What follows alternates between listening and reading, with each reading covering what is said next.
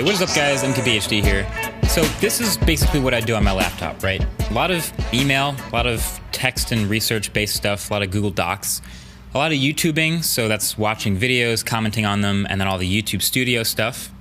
Then some light photo editing, so I use Lightroom for that. It's never more than one image at a time. It's making adjustments and exporting. Pretty simple there.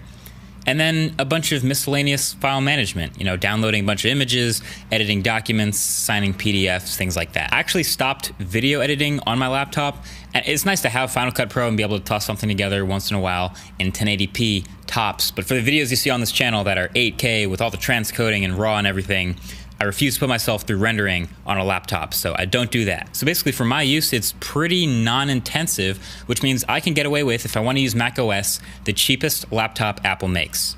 So this new MacBook Air is the cheapest laptop Apple makes. It is now more expensive than the last one at $1,200 baseline, classic, but this is the one. So this 2018 MacBook Air, it isn't the absolute miles ahead game changer that blew everyone's mind when the first gen came out, but it's a good laptop still, just with a couple small shortcomings. So aesthetically, it's still clearly an Apple laptop. It looks just like their others. Full metal unibody build and great overall build quality and hinge weight and big generous trackpad, all the things we know Apple does well.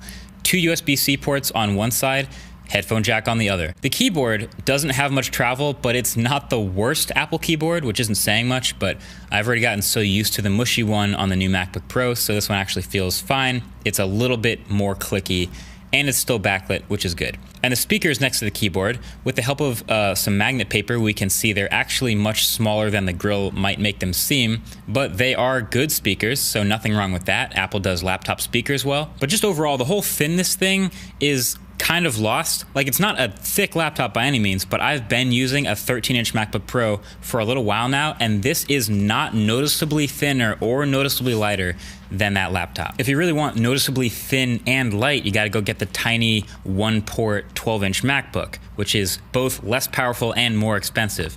So it's kind of a hard sell. Fun fact, back to back on a table, the MacBook Air is thicker at its thickest point than the 13-inch MacBook Pro that I've already been using. So the wedge shape can make it feel a little thinner, but honestly, it's not really noticeably thin. So don't buy the MacBook Air this year for its thinness. It's weird to say, but it's true. So beyond the build quality, the display is important to me, and that was the biggest downside of the original MacBook Air, which they still sell, by the way. A low resolution with big, thick silver bezels and everything. So that was the biggest upgrade here in the new MacBook Air. We asked for it, they made it. So it's now a 13-inch 2560 by 1440 IPS display, thinner bezels, black bezels. Big time upgrade. The one thing is at max brightness, it's not quite as bright as I want to or I'm used to from the MacBook Pro or even the Surface laptop. They all seem to get brighter, but I find myself using the Air at maxed out brightness all the time. And that'll naturally hit the battery life a bit. It's a solid B+ battery life in a laptop still. I'm happy with it. I'm getting the usual 7 to 8 hours I normally get, but it's nothing too noteworthy. But overall, I just wish the display would get a bit brighter. This FaceTime camera is technically upgraded. Although every time I look at one of these built-in webcams in a laptop, I'm always wondering, why doesn't anyone put a smartphone quality camera in a laptop? No one. Is it too thin up here at the top of the laptop? I mean, you don't need the OIS, just the sensors. Honestly, this laptop should just have the iPhone's front-facing camera and Face ID. Of course, nothing wrong with Touch ID here. It's fine. It works. It's consistent. But wouldn't Face ID be more futuristic, like the iPad Pro or even like Windows Hello? I really would have loved to have seen Face ID here. I don't want to turn this into some kind of rant, but it's just super not a big risk in any way, right? The display, it's a big upgrade, but now it's fine. The design, it's not very different from any other Apple laptop. It's fine. The performance, it's fine. The battery life, it's fine. Apple didn't really take any risks with this one. Not that they have to. It's actually really smart not to take any risks. In fact, this is probably the smartest no-risk laptop they can make. They had their fan-favorite MacBook Air start to pile up requests like, hey, why haven't you updated it with new internals and a Retina display?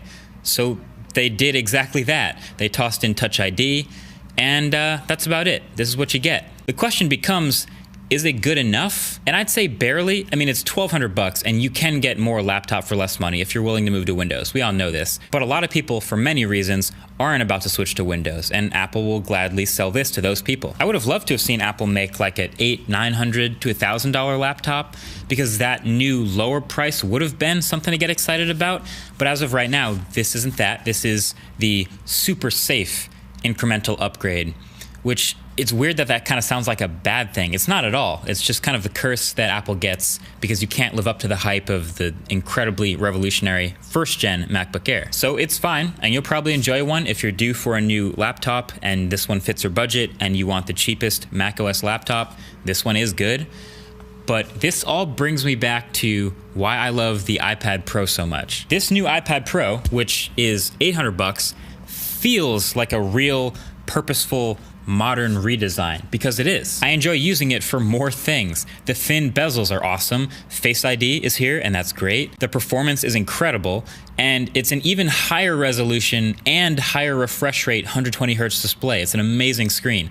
Those are some real things to get excited about. But when it comes to the iPad Pro, there's of course still just one of those things that I mentioned at the beginning, miscellaneous file management being a big one, that make it impossible for me to replace my laptop with the iPad, even though I want to. Anyway, for me, I'm going to keep my current laptop and my current tablet. I'm going to keep my 13-inch MacBook Pro, which has been handling everything fine, and I'm going to keep using my iPad Pro every chance I get.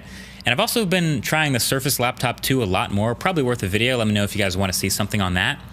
But as far as the MacBook Air goes, I'm going to keep waiting for that big, interesting upgrade. Maybe they inevitably switch to those ARM chips. Maybe they have much thinner bezels and Face ID. Maybe they actually take those risks. Maybe they do a 120 Hz display. Something to get excited about. But for now, this MacBook Air, it's safe. If it fits the budget, then that'll do. Either way, until the next one, thanks for watching. Catch you guys later. Peace.